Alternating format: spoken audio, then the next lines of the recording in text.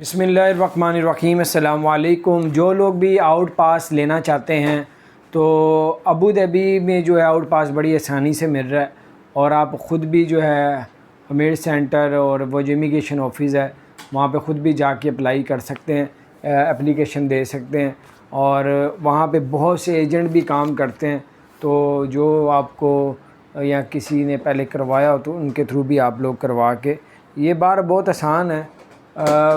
Out پاس میں یہ ہوتا ہے کہ اگر تو آپ نے اپنے ملک واپس جانا ہے تو تقریباً 200 درہم جو ہے اس کی فیس پے کریں، اور پھر آپ لوگ اپنے ملک، یعنی کہ آپ اگر بلیک لسٹ ہو گئے ہوئے ہیں، یعنی کہ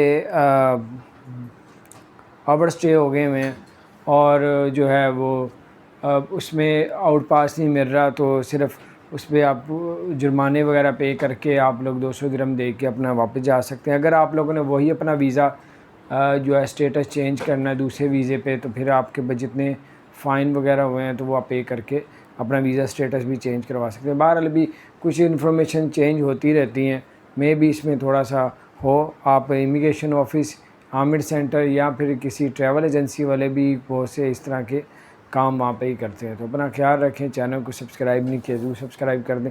بہت قریب کی میں نے آپ کو باتیں بتا دی ہیں، باقی آپ کے لیے انشاءاللہ آگے اور آسانیاں اللہ تعالیٰ پیدا کرے گا۔ چینل کو سبسکرائب کریں۔